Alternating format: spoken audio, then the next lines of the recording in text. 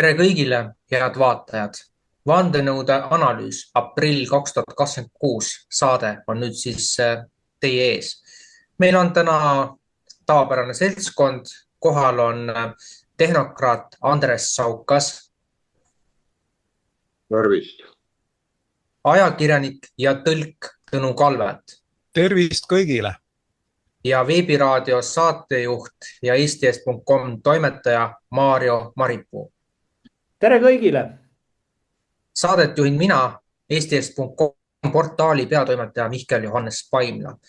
Selles saates räägime valdavalt eelmise kuu sündmustest ja võimalik, et saatekülaliste poolt me vaatame ka tänasesse päeva, kuivõrd olustik muutub siin päevade ja tundidega.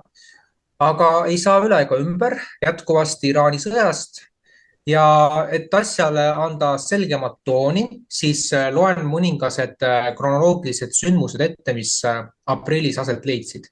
4. aprillil tabas Iraani raketirünnak Iisraeli kaitseväe Kirjapia korteri lähedust Tel Avivis. 6. aprillil mõrvati USA ja Iisraeli ühises õhurünnakus IRGC luurejuht kindralmajor Majid Khatemi.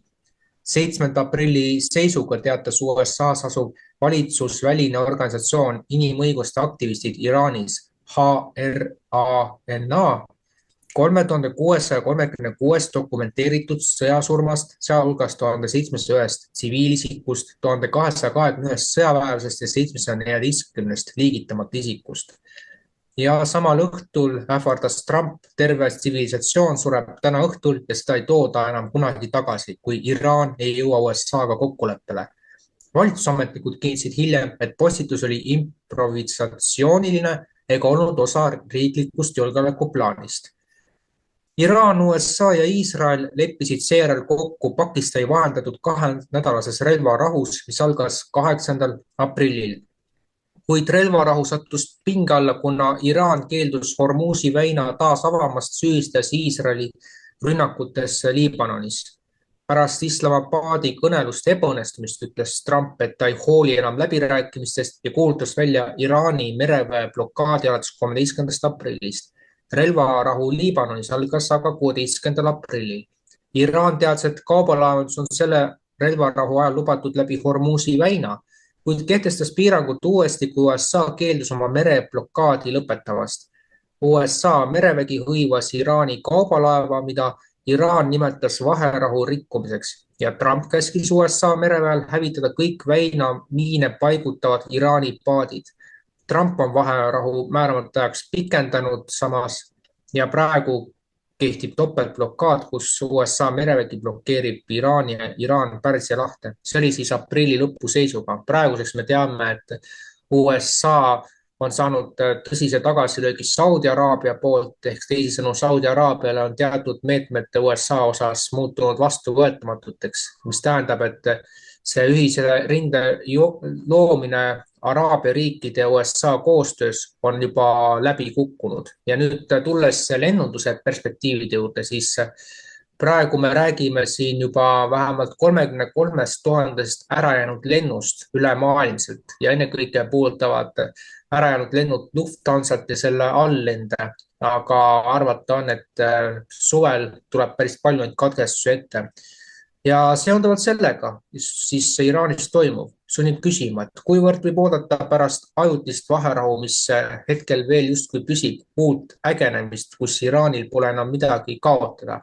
Samas kui on näha, et USA juhtkond on valmis ka nafta hinna tõusuks $200 barreli kohta, mida võiks justkui eeldada, et see juhtub suvel, aga see sõltub sellest, et kuidas see lennuliiklus ja üldse kogu see maismaa transport siin enam edasi toimivad.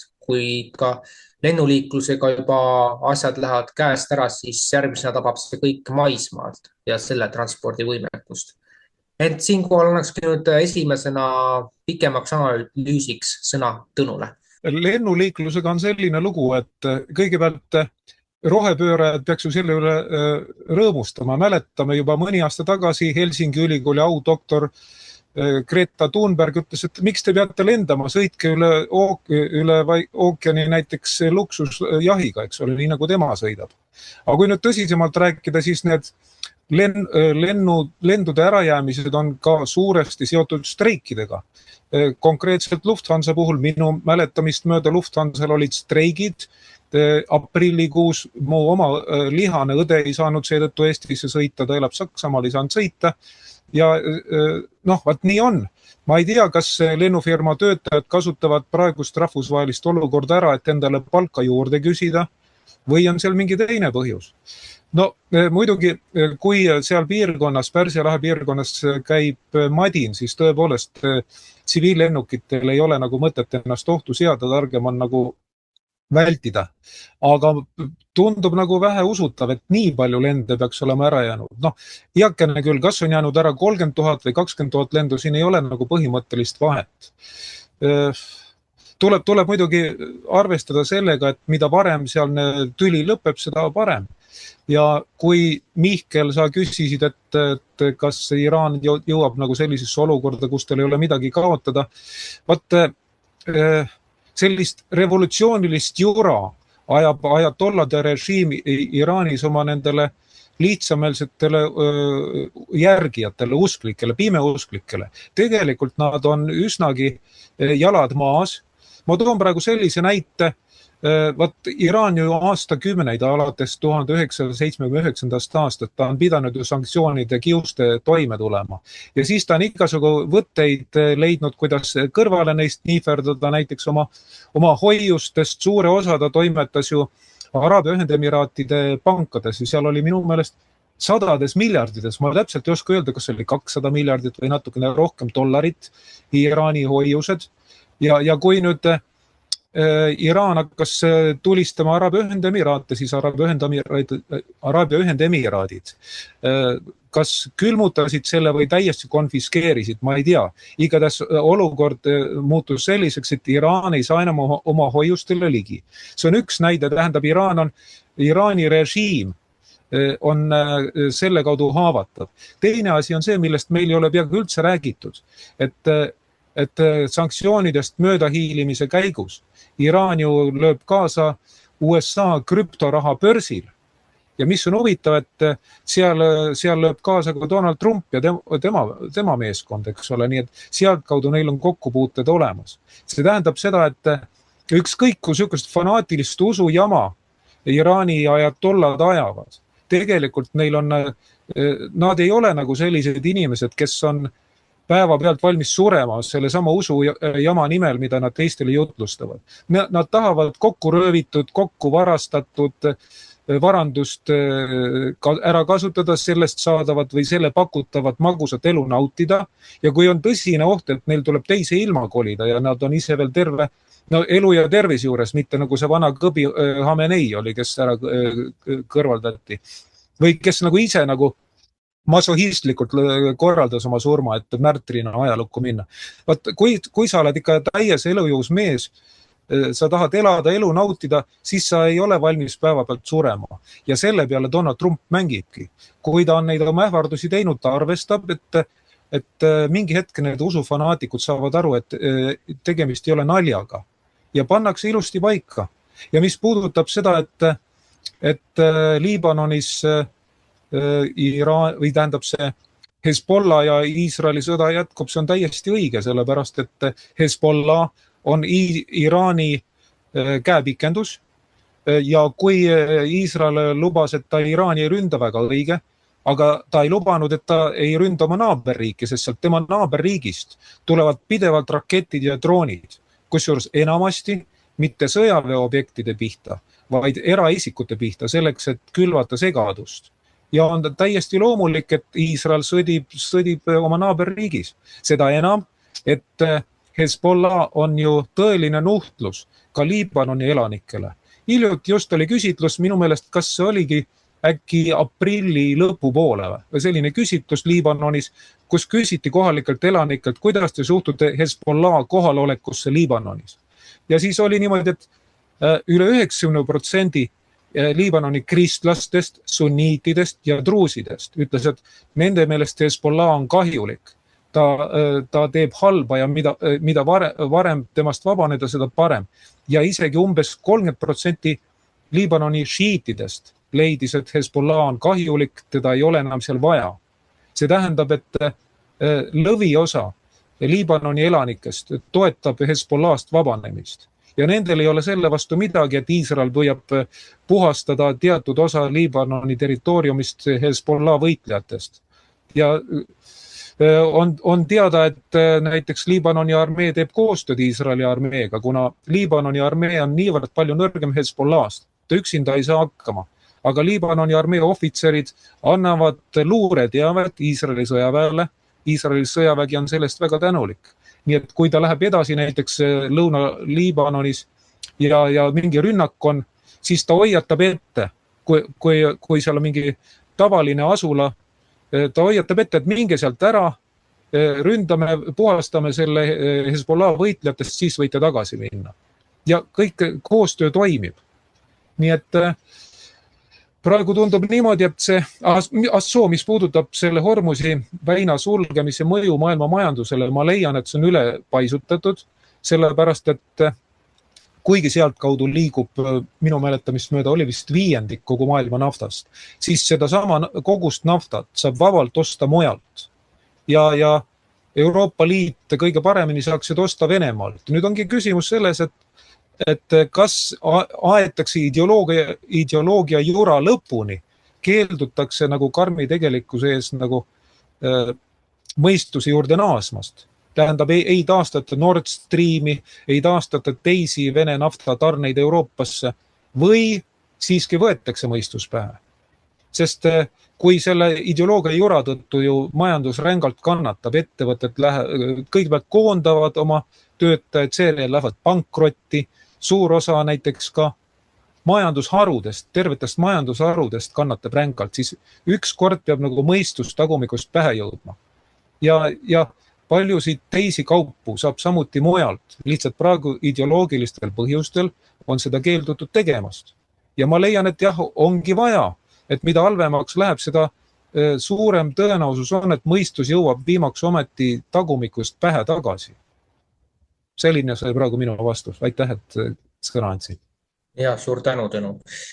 Mis puudutab seda Iisraeli-Liibanoni teemat, siis me ei vaidle siin vastu, et Hezbollah on üks suurimaid terrorirühmitusi, aga teadupärast omad sidemed terrorirühmitustel on selle samuse Mossadiga, nii et siin nagu mingisugused jooned nagu jooksevad läbi. Ja üks asi, mis selle praeguse olukorra suhtes tekitab vastumeelsust, on see, et Iisraeli poolsestes rünnakutes, et olgu või läbinisti põhjendatud, saavad ikkagi surma lapsed ja meditsiinitöötajad, et see on nagu selline kahe otsaga küsimus, aga vastab tõele ka see, mis puudutab Iraani, et 1/5 energiakandjatest tuleb Hormuzi väinast, aga arvestame ka sellega, et piirkonnas on mitmed tehased tänu Iraani rünnakutele sodiks lastud ja nende taastamine võtab kuude viisi aega. Seda ei saa hetkega taastada, isegi USA ei ole võimeline seda tegema. Ja kui Ukraina Euroopa Liidu mahitusel Venemaa naftatöötlemistehaseid järjepanu halvab, siis kust me lõpuks enam neid kütuseid saame, et minu meelest tekib see küsimus, et kaua Euroopa sellist marionetlikku sõda jätkab, aga ma annan vastulauseks sõna veel Tõnule. Ma otseselt ei tahagi sulle vastu väita, põhimõtteliselt on seal õigus. Lisan vaid paar asja. Esiteks, et Hezbollah teadlikult kasutab tsiviilelanike inimkilbina. Täpselt sama nippi kasutas Gaza sektoris Hamas. Ja muidugi on õigus, et luureteenistusel on kontaktid terroriorganisatsioonidega. See on täiesti loomulik, sest niimoodi on võimalik ära hoida veelgi nagu suuremaid jamasid. Ja mingid mängureeglid siiski peavad olema. Nagu teame, külma sõja ajal näiteks Viin oli selline koht, kus kohtusid mõlema vaenuliku leeri luureteenistused, kui oli vaja midagi korda ajada. Teine asi, mis mul jäi ütlemata, on see Pärsia lahe riikide suhtumine USA-sse. Olukord on selline, et neil ei ole võimalik väga valida, väga pirtsutada, sest sõjaliselt nad on täiesti sõltuvad USA-st. Nad ei saa isegi Suurbritanniale või Prantsusmaale toetuda, kuna Suurbritannia ja Prantsusmaa laevastik on niivõrd nõrk võrreldes USA laevastikuga ja üldse ka ülejäänud väeliikides. Ja ainukene, kes suudab Pärsia lahe riike Iraani vastu kaitsta, ongi Ameerika Ühendriikide sõjavägi. Nii et kui Saudi Araabia mingi hetk mängib nagu solvunud, siis see läheb tal väga varsti üle. Praegune sõda seal piirkonnas on näidanud, et nad ei saa sõjaliselt Iraanile vastu. Ka koos ei saa, rääkimata eraldi ei saa vastu. Ja Araabia Ühendemiraadid on teatud määral erand, sest nendel on ka Iisraeli sõjandusasjatundjate hinnangul on vägagi korralik, vägagi arvestatav lennuvägi. Täitsa asjatundlik ja ütleme hea masinapargiga, aga sellest üksi ei piisa. Kui teised väeliigid on nõrgad, siis sellest üksi ei piisa. Meenutagem, et teises maailmasõjas Saksamaa võitis nii allveesõja kui lennusõja, aga sellest ei piisanud kogu sõja võiduks. On vaja, et kõikides väeliikides saavutatakse võit. Vaat nii palju tahtsin lisada, aitäh, et selleks võimaluse andsid. Ja suur tänu sulle. Ja mis siin veel lisada, et juba asjaolu, et USA on andnud miljardeid selle sõja jätkamiseks, ennekõike ka veel Araabia piirkonnas nende baaside uuest üles ehitamiseks, see juba näitab, et ega ta niisama kergelt sealt ei lahku, aga mis saab edasi, seda näitavad lähinädalad ja kuud. Jätkame aga ja Andres, palun. Nii, ega te ilma sellise kõva hüüdlauseta ei jää ju, mõistust ja tarkust. Alustasin tervisega. Kuulasin siin asja ära. Lähme nüüd ajalukku ja paneme need ajaloorattad jälle tagurpidi kõrinaga liikuma. Rahandusest oli juttu. Mitte keegi ei räägi sellisest vanast asjast nagu havala. Soovitan kirjutada üles, uurida, mis see tähendab. Ja havalat võiks ka Eestis kasutada, sest see ei ole sularaha ja see on asja vastu. Nii, teine pool siis, kuna siin oli juttu ka, et aidatakse ja niimoodi, oli Süüria legitiimne valitsus. Läksime natuke tagasi, lammutasime Süüria ära. Majandus. Nord Streamiga, nii nagu on, vaiksed sosinad juba käivad, et juba liigutatakse ja nuusutatakse selle juures. Nord Stream 2 on ju terve täielikult. Ja kui tehnokraadi saadet, sealt varsti koordub välja selline asi. See on nüüd see pool. Nii, lennuliikluse poolt on asi kõik õige. Ja mida nüüd tehakse, kui mõtlete tehnokraatlikult, ma ei hakka midagi maha suruma, mõttemall peab laienema. Sirkli võtame ühed piilt, teistpidi peab ju seda tihedat lennuliiklust vähendama. Samaga tihedat laevaliiklust vähendada, sest muidu, nii nagu Tõnu ütles, kahelt istmiku poolküralt on vaja üles saada need mõtted, siis ainult niimoodi saame, kui inimene hakkab ise mõtlema, sest me räägime ka Eesti, võtame sisse siin suveräänsus, me peame ise enda eest hakkama mõtlema, mis meile kasulik on.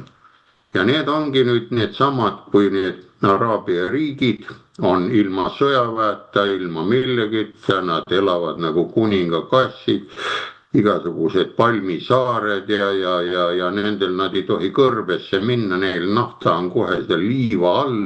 See on tegelikult võimalik ka ökokatastroof välja tuua, nii et nad ise teavad, nad ei pommita nii väga ja need iraanlased ka neid kõrval oma neid Araabia rahvaid, ütleme niimoodi. Ja kogu selle kaardi või selle malemängu teema ongi rohepööre lõpetada ja lõpetada niimoodi, et ise hakkavad lõpetama. Ja põhiline, mis praegult on, ma olen seda ka arvanud ja pakkunud teile välja Alaskal eelmine august, kui olid Trump ja Putin olid koos punasel ära, vaadake see saade pisikene, kuidas nad kohtuvad, seda nad näitavad, kuidas läheb teine vaenlane, pisem vaenlane läheb suurema vaenlasega ühte kuulikindlasse autosse, suhtlevad, enne kui üldse kuhugile laiali lähevad, kuhugile kohale sõidavad, kuhugile suuremasse paleesse. Millest nad rääkisid, mis seal on, üks andis võib-olla ühe paberi, teine andis teise, vaatasid üle, pärast tõmmasid peale kooskõlastatud ja nii edasi. ja vot sellega saabki ära, sest kui inimesi pidurdada praegult ongi, mis see Euroopa on ju. Euroopaga tehakse mida praegu? Ta ei saa arugi, et tehakse uut seda Rooma impeeriumi lagundamist. On nii terve see ilus suur välja ehitatud keskaegne Rooma või on ta veel vanemaaegne see Euroopa, kõik need kirikud ja kõik, ja tuuakse barbarid sisse. Ennem barbarid nagu tulid sisse, aga nüüd ei ole. Ja kuna nad tahavad kogu aeg hirmutada ja tuua ja meil siin kogu aeg droonidega ühelt poolt, teiselt poolt pilduda, see on vaja ära lõpetada. Ja käsuga proovige ükskõik, te ei lõpeta ära. Ütleme kõige lihtsama näite, kui teil on kõht lahti, proovige see ära lõpetada. See kõhukinnisus või midagi. Ei õnnestu, see võtab aega ja selleks pead ravimid, sõnu ja tegema trenni. Ja siin peamegi nüüd vaatama, see asi lõpeb ära ja ta lõpeb sügiseks kindla peale ära, sest kõikidel on, kütusemahutid on peaaegu tühjad Euroopas. Ja kui ei tule seda, siis talve vastu ei võta. Ja enamus on ju kõik nende soojuspumpade, tuulikute, värkidega, nendega ei ole mitte midagi teha. No see olekski selle, ütleme minul see ära, et vaadake, raha liigub ikka Havala kaudu rohkem, kui me aru saame. Me võime nimetada tänapäeva Havalat ka krüptorahaks ja nii edasi. Tal ei ole seda summat, aga mingid paroolid ja kõik need liiguvad. Need kirjutage üles, Havala, uurige, see on vajalik. See on 10 punkti, mida saab mööda minna ja 10 punktiga, kuidas see toimib. Nii minu poolt kõik. Ja, suur tänu sulle, Andres. Loomulikult olen sellega nõus, et see rohepööre on ennast ideoloogiliselt täiesti ära ammendanud, aga teatud Euroopa eliit ei saa sellest ikka veel aru ja Eestis on ka sellised kilplased, me võib-olla järgmises saates räägime, et millised riskid kaasnevad planeeritava vesiniktehasega, mida Pärnumaale teha tahetakse. Aga siin ilmselt, kui juba lennuliiklust veel ka juttu tuli, siis arvatavasti juuniks on juba Euroopaga asi põhimõtteliselt ühel pool, et kes veel tahavad tagasi tulla Euroopasse, siis maikuu on veel selleks enam-vähem soodne. Et nagu öeldi, kütusemahutid on peaaegu tühjad. Ja nüüd jätkame Maarjo. Aitäh! No ütleme nii, et mina ei hakka siin lahkama seda, kas Iraan on halb või hea. Seda saab meie vaataja ise interneti ja YouTube'i vahendusel vaadata. Seda lahkavad väga paljud podcastid, et mis siis toimub.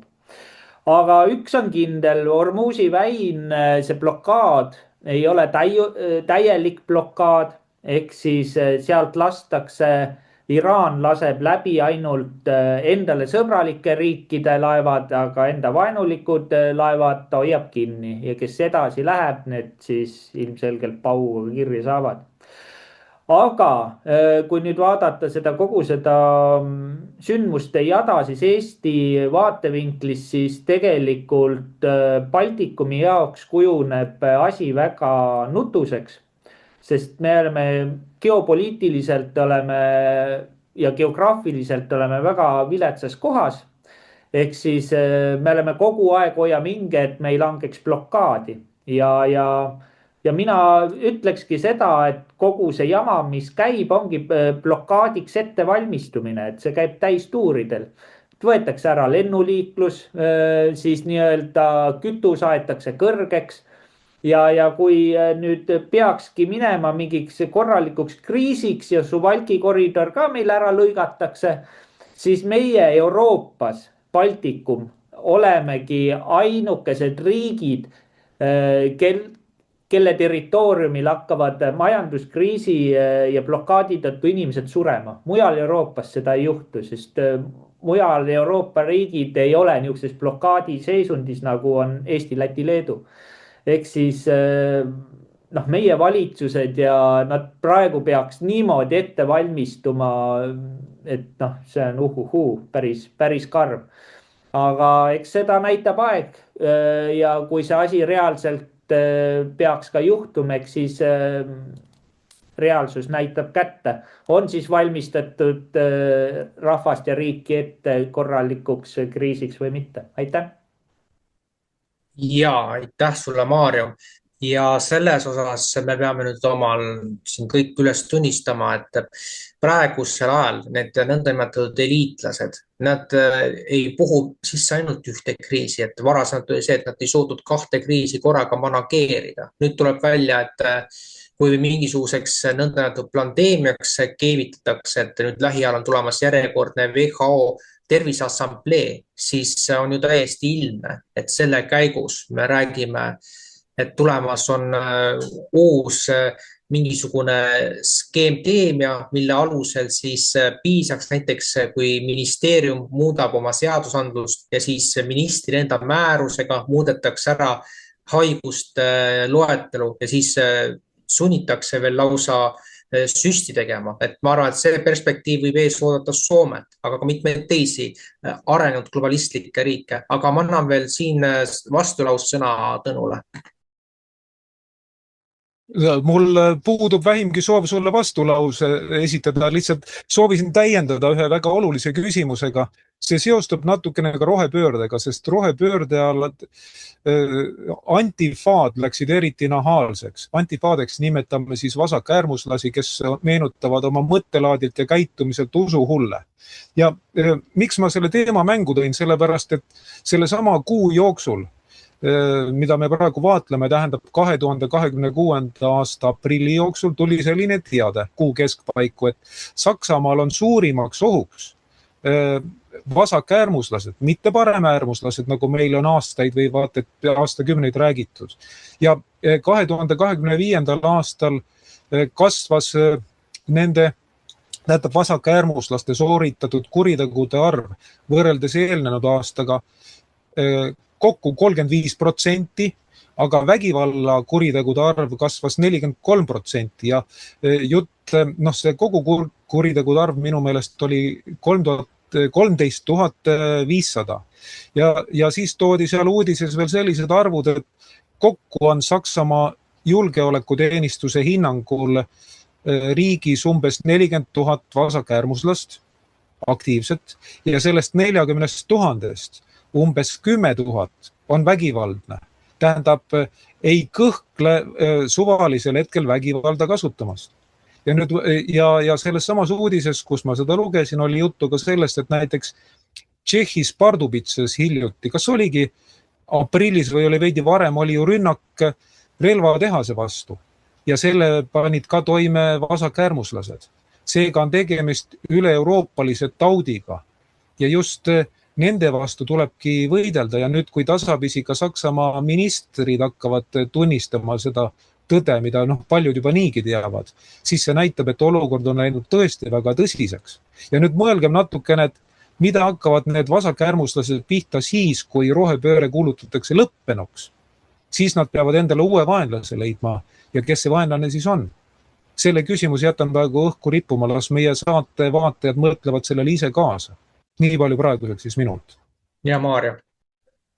Ja, et Tõnu seda teemat puudutas. Mina olin tegelikult täiesti nagu arusaamatus olukorras, mis siin Soomes toimus. Ma uudistest lugesin, ma ise seda füüsiliselt, seda marssi ei näinud. Soomes siis marssisid nii-öelda Soome natsid, ja nad lehvitasid Ukraina lippe ja karjusid seal keset tänav. Et minu jaoks on see natuke läheb nagu errorisse, sest tegelikult see niuke hullumeelne Ukraina toetus on rohkem niuke vasakäärmuslik tegevus.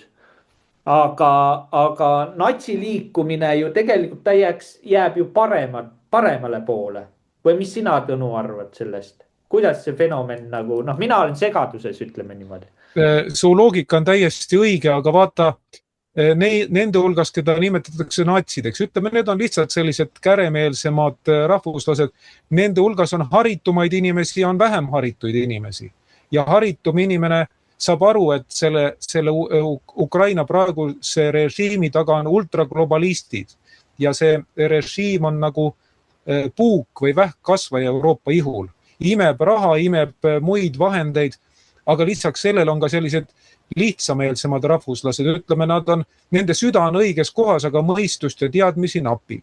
ja nemad loomulikult siis lehvitavad Ukraina lippe. Ma tunnen selliseid rahvuslasi ka eestlaste hulgas.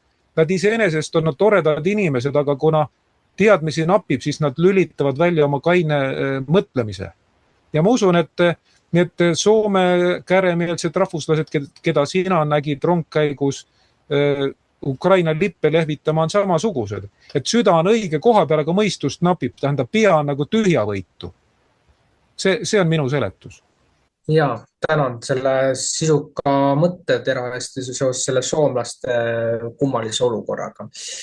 Ja mis siin siis lõpetuseks öelda, et ühiskond elab praegu väga permanentses ajastus, et siin, mis puudutab seda Saksamaad, siis üks väga oluline asi, mida kindlasti saates vaatajad hiljem näevad, puudutab rohelisi ja seda, kuidas nad tahavad lehmade metaani ära keelustada, aga on suure hurraaga nõus sõjatööstuse laienemisega, et seda siis näete meil saates kindlasti. Aga lähme nüüd järgmise teema juurde ja tegelikult üsnagi skandaalse. Ja see puudutab meie Eesti siseelu. Nimelt riiklik õppekava kui selline on kehtestatud praegusel formaadil aastast 2022. Aga nüüd on tulnud välja ja seda siis, kui nüüd täpsem olla, aprilli alguse kandis oli Riigikogus istung ja selles istungis vastas arupärimisele, mille esitas muuhulgas Varro Vooglaid küsimuse õppekava kohta, kus on sees LGBTQ kõiksugu muud tähendid koos, et küsimus tõstatub sellest, et kui on kristlik õppeasutus, kes ei pea eetiliseks seda õppekavas rakendada inimõpetus ja muud sellised ained, mida koolis õpetatakse, siis mis nende koolidega saab? Ja tuleb välja läbi vihjete muidugi, et kõige radikaalsem variant, mis ees ootamas on tegevusloa ja üldse kogu selle õppeprogrammi täielik keelamine. Selles tähendus, et õppeasutus peab sunniviisiliselt oma tegevuse lõpetama ja mis võib veel halvem tulevikus tunduda reaalselt, et lapsevanemad võivad oma lastest selle tõttu ilma jääda. Kui see pole õuduste ahel, mida Eesti 200 oma haridussüsteemis propageerib, siis kuhu siit veel edasi? Et mida siis nagu selles olukorras teha, aga kuulame nüüd selle videolõi korra, kus räägib enamus aja täis Kristina Kallas ja siis lõpus võtab oma kommentaari kokku Varro Vooglaid. LGBTIQ tegevuskava näol on tegemist teadupärast arengudokumendiga, ehk siis dokumendiga, mis näeb ette tegevusi riiklikul tasandil selleks, et tagada kõikidele inimestele, sõltumata nende sooidentiteedist, soolisest eneseväljendusest, sootunnustest või ka seksuaalsest sättumusest, võrdsed võimalused Eesti ühiskonnaelus osaleda, olla vaba kiusamisest, sallimatusest ja toetada ka nende võimalusi nii haridussüsteemis enda maksimaalset potentsiaali realiseerida, kui ka nende võimalusi ühiskonnaelus olla võrdväärsed liikmed. Tegemist on siis tõesti tegevuskavaga, mis on suunatud sellele, et me Eestis neid inimesi toetaksime ja kasvataksime ka teadlikkust selle koha pealt, kuidas nende inimeste enese tunnetust meie seas ja ka nende vastu sallimatust vähendada. Nüüd teie küsimus seoses sellega, et kas õpilastele ja ka nende vanematele jääb õigus keelduda nendes tundides osalemisest, kus arutatakse LGBTIQ tegevuskava teemasid. Vastus on see, et meil reguleerib õppesüsteemi või hariduses õppimise kohustuse osa reguleerib riiklik õppekava. Riiklikus õppekavas on määratletud kohustuslikud õppeained, mille õpetamine on ette nähtud põhikooli ja gümnaasiumiseaduse alusel. Õppekava tervikuna ei ole mitte kellelegi valikuline. Riiklik õppekava on standard, mitte soovituslik raamistik ja inimõiguste jälgimine on läbi põhimõte. Õppekava tagab, et haridus kujundab kodanikke, kes väärtustavad võrdsust, sallivust ja demokraatlikke hoiakuid. Vanem ega õpilane ei saa valida, millistes õppeainetes või teemades osaletakse ja millistes mitte. Lapsevanemad ja õpilased saavad tutvuda kooli õppekava kooli kodulehe kaudu ja õigusaktid ka reguleerivad kooli koostööd lapsevanematega. Üldhariduskoolides teadupärast toimub meil kõiki kooliastmeid läbiv teadus- ja tõenduspõhine inimeseõpetuse õpetamine, mis ka tasakaalustab meediast tulenevalt sageli kallutatud ja midagi pole öelda. Sotsiaalmeedias aina rohkem levivad ka pornofitseeritud enesemääratluse pilti, mis on väga tõsiseks probleemiks kujunenud, sest inimesed ja noored inimesed on selle väga tugeva mõju all. Uuringud kinnitavad, et ka seksuaalharidus, mida inimeseõpetuse tundides Eestis lastele antakse, peab algama ka võimalikult vara ja nii vanemate kui ka ühiskonna poolt negatiivne hoiak seksuaalteemasid käsitleda on pigem lastele negatiivse mõjuga ja nende arengut takistavaks teguriks. Nüüd küsimus, mis saab kristlikest erakoolidest, millele ei ole LGBTIQ tegevuskava keskmes olev homo- ja transideoloogia usulistel ja muudel ilmavaatelistel põhjustel vastuvõetav. Ilmselt te teate ka ise, aga ma kinnitan siit puldist siis üle, et mis tahes üldhariduskooli tegevuse aluseks on riiklikult kehtestatud õppekava, mille alusväärtused ja sihiseaded on laiem ühiskondlik kokkulepe ja mis tagab iga inimese õigused ja vabadused nendes piirides, mille annavad teiste inimeste õigused ja vabadused. Erakooli õpilastele hariduse andmise aluseks peab olema riikliku õppekava alusel koostatud kooli õppekava, mis on koolis õpingute alusdokument. Kooli õppekavas peavad olema kirjeldatud riiklikus õppekavas esile toodud 8 üldpädevuse kujundamise teemat, sealhulgas ka inimõigused ja inimeste vabadused, ning täpsustused ka õppekorraldusele riikliku õppekava üldpädevuste ja õppe eesmärkides. Nii et erakool on kooli tegutsemisvorm, mis ei anna õigust kirjutada ennast välja haridusregulatsioonist, sealhulgas ka kooliastmele kehtestatud riiklikust õppekavast. Nüüd inimeseõpetuse aine on selline õppeaine, kus, kui te soovite, siis ma võin ka üle korrata, ma olen vist siin puldist ka varem öelnud, et mis on inimeseõpetuse ainekava järgi eesmärk, aga ma võin ka selle uuesti siin üle korrata, meil vist selleks aruteluks täna aega on. Inimõpetuse õppeaine kuulub siis sotsiaalainete valdkonda ja tema eesmärk on toetada õpilaste sotsiaalsete ja emotsionaalsete oskuste arengut, kõigi õpilaste, sealhulgas ka nende õpilaste, kelle sooidentiteet on erinev võib-olla sellest, mis on teie vaates tavapärane, ühtlasi ka õppides tundma ennast, kujundama vastutustundlikult oma suhteid, olema terviseteadlik, aus, hooliv ja õiglane. Ja inimeseõpetuse kaudu kujundatakse esmased teadmised ja hoiakud ka sotsiaalsest võrdsusest, võrdväärsusest ning naiste ja meeste võrdõiguslikkusest. Ja terviseõpetuse õpitulemused, mis siis inimõpetuse ainekava osa on näiteks see, et õpilane teab, et inimesed erinevad rahvuse, soo, vaimse ja füüsilise suutlikkuse ning vaadete ja usutunnistuse poolest ja lapsed on erinevuste suhtes sallivad. Lapsed teavad, et ühiskond kaitseb laste tervist ja heaolu seadustega. Laps ja noor kasutab terviseinfo saamiseks teaduspõhiseid allikaid ja ka spetsialistide abi. Ja laps või noor väärtustab positiivseid suhteid, nende loomist ja hoidmist inimestega enda ümber, mõistab ja aktsepteerib inimliku läheduse erinevaid avaldumisviise. Mõistab ja aktsepteerib seksuaalse arengu individuaalsust, seksuaalse identiteedi erinevaid avaldumisvorme ja seksuaalõigusi, mõistab füüsilisi, vaimse ja sotsiaalse tervise vastastikust seost ja neid mõjutavaid tegureid, mõistab eluviisi, keskkonna ja pärilikkuse mõju tervisele ning tervisliku eluviisi ja turvalise käitumise tähtsust igapäevaelus ja väärtustab partnerite vastutustundlikku käitumist seksuaalsuhetes, oskab leida infot seksuaaltervist puudutavate küsimuste kohta.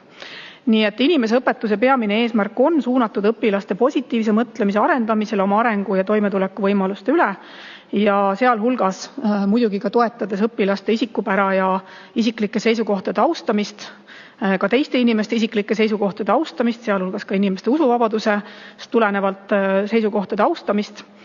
Nii et koolikeskkonnas on oluline, et nende arutelude juures tekiks ka olukord, kus mitte keegi, kaasa arvatud ka see inimene, kes on LGBTIQ seltskonda ennast identifitseerinud või see inimene, kelle jaoks on tema usk oluline, ei tunneks ennast kammitsetud olukorras, kus ta ei saaks arendada välja selles koolikeskkonnas positiivseid suhteid oma koolikaaslastega.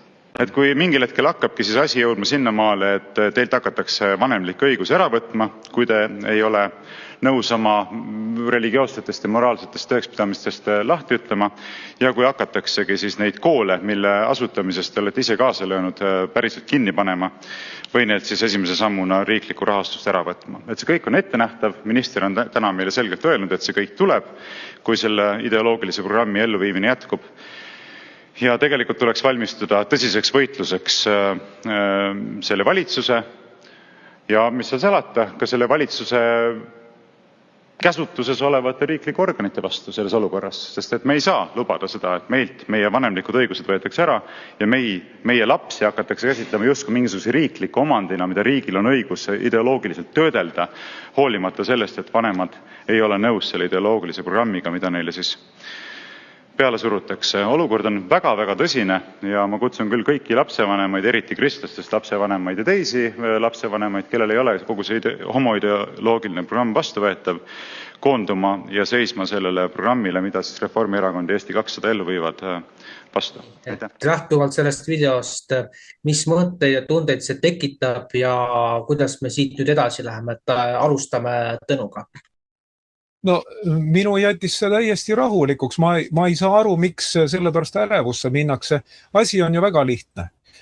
Kuna tegemist on vaenuliku sammuga, siis tuleb selle sammu astujat käsitleda vaenlasena.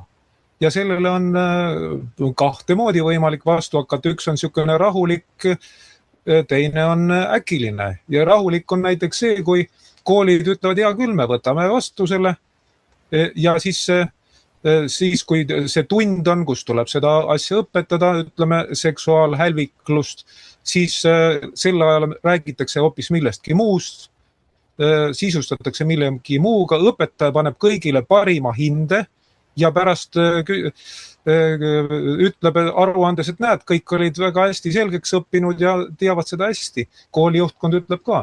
Ei hakata raamatuid põletama, lihtsalt öeldakse, et näed, me õppisime selle selgeks. Ja samas, kui pärast eksamil selgub, et ei tunta seda, ega sellepärast siis kool lõpetamata ei jää. Me teame, et kooli lastakse lõpetada ka siis, kui sa 100% võib-olla oskad ainult 1-2%. Nii et see on nagu selline rahulik võitlusviis. Ma arvan, et puudub igasugune vajadus mingi allkirja kogumiseks või meeleavalduste korraldamiseks või niisuguste deklaratsioonide tegemiseks, sest neid oleks mõtet teha siis, kui oleks lootust vastaspool veenda. Aga meil ei ole seda lootust, sest vastaspool käitub sellepärast nii, nagu ta käitub, et ta on täiesti kindel, et tal on kõva seljatagune. Enamus nendest inimestest, kes meile LGBT ideoloogiat peale suruvad, nad ise on heteroseksuaalid. Ja nad võib-olla oma sisemuses saavad aru, et see on vale, aga neid see ei huvita, sest nende karjääri huvides, nende palga huvides, nad teevad seda. Ja see tähendab, et asjata on loota neid ümber veenda mingisuguse ükskõik kui ilusti põhjendatud jutuga. Nad võib-olla sisimas saavad aru, aga nad ei tee sellest välja, nad ei muuda oma käitumist, sest kui inimene sisimas tunneb, et tal on kindel seljatagune, ta võib karistamatult tegutseda või teha, ütleme, talle antud nagu raamides kõike, sest teda alati kaitstakse, teda päästetakse raskest olukorrast välja, siis ta nii käitubki. Väga vähesed on, kes leiavad endas sisemise julguse, öelda, et ei, see ei sobi mulle, ma astun mängust välja või ma ei tee seda mängu kaasa. No, Andres Saukas on meenutanud seda, et kui oli nõukogudeaegne vastupanu liikumine, siis seal olid ka sellised vastupanu liikujad, keda nimetati linnavendadeks. Ja kui Mart Laar kirjutas oma esimese raamatu Metsavendlusest, siis seal olid nad olemas eraldi peatükina. Pärast, kui oli uus trükk, siis võeti välja. No, linnavennad on need, kes nad otseselt ei sõdi, aga nad vastupanu liikujatele annavad materjali. Vajadusel, kui tegemist on näiteks ametnikega, siis nad pidurdavad loomuvastaseid asju, leiavad igasugu seaduslikke pidurdamisvõtteid. Nii et jah, see on nagu üks pool ja teine pool on siis äkiline võitlus. midagi ei ole teha, sellepärast et kui lapsevanem on veendunud, et selline õpetus sandistab tema last vaimselt, seab ohtu tema nagu edasise toimetuleku, siis vanemal on täielik õigus astuda oma lapse kaitseks välja ja teha ka midagi väga äkilist. Tingimusel, et see on täppislöök, mitte nii, et süütud inimesed saavad kannatada. Selleks saateks valmistudes ma lugesin üht väga tuntud teost. Selle on kirjutanud 20. sajandi üks tuntumaid eurooplasi, panneurooplasi, tänapäeva mõistes lausa globaliste, Graf Coudenhove-Kalergi. Ja mina mäletan, kui see tema raamat Totaalne riik, totaalne inimene ilmus 1988. aastal teist korda eestikeelses tõlkes. Mulle jättis see väga sügava mulje. See ilmus veel Nõukogude võimu lõpuaastatel, 3 aastat enne Nõukogude Liidu kukkumist. Aga tookord, kui ma seda läbi lugesin, ma panin selle kõrvale ja ma jupp aega ei lugenud seda. Nüüd hiljuti nädal tagasi või nii lugesin ja ma leidsin seal 2 väga head tsitaati. Ma loen mõlemad ette, et see paneks inimesed mõtlema ja ütlen veel, et see on Pan-Euroopa liikumise asutaja ja esimese juhi raamat. See ei ole mingi äärmuslase raamat, vaid on meie mõistes, ütleme, kui nii saab öelda, äärmusliku liberaali, äärmusliku demokraadi raamat. Ja tema kirjutab seal järgmist. Esimene tsitaat, ma loen selle ette. Kontinendil, tähendab Mandri-Euroopas, vabanes suurem osa rahvast eestkostmise alt vaid kirjaoskamatuse kaotamisega. Niipea aga, kui iga inimene oskab lugeda ja kirjutada, püssi lasta ja pomme visata, ei või ükski valitsus kestvalt valitseda avaliku arvamise vastu. Ükski valitsus ei saa seda demokraatlikku põhiprintsiipi olematuks teha. See on esimese tsitaadi lõpp. Ja nüüd loen teise tsitaadi. Edasi on demokraatial veel see paremus, et ta igale rahulolematule kodanikule annab võimaluse väljendada oma opositsiooni mitte pommi, vaid valimissedeli kaudu. Tsitaadi lõpp. Ja nagu teame, tänapäeva Eestis ei lasta enam inimestel valimissedeli kaudu oma rahulolematust väljendada, vaid on leiutatud sellest ülesõitmiseks e-valimised. See tähendab, et kui inimeselt on võetud ära võimalus vägivallatult väljendada oma rahulolematust, siis ta teeb seda teistmoodi. Nii nagu kirjutas Graf Coudenhove-Kalergi.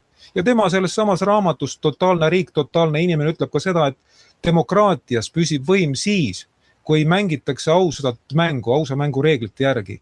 Kohe, kui seda enam ei tehta, läheb asi käest ära. Ja Eesti riigis on asi käest ära läinud. Minu silmis, ütleme niimoodi, et ükski meie saates osalejatest ei saa midagi äkilist teha sellise plaani läbiviijate, läbisurujate vastu, millest Kristiina Kallas rääkis.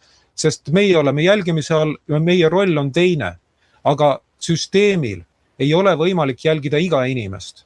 Ta ei tea, kes on see üksik võitleja, kellel mingil hetkel läheb peas lambike põlema, ta ütleb, aitab, mina oma last ei lase sandistada vaimselt.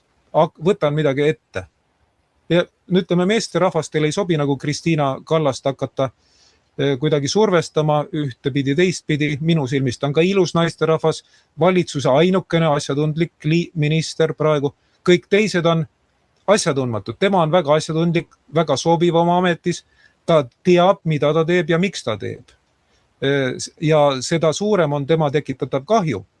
Nii et meesterahvad vast ei tee tema vastu midagi, aga mingil emal, lapsevanemana on täielik õigus sekkuda, kas või äkiliselt. Sest ükskord loomuvastasuse peale surumine peab lõppema.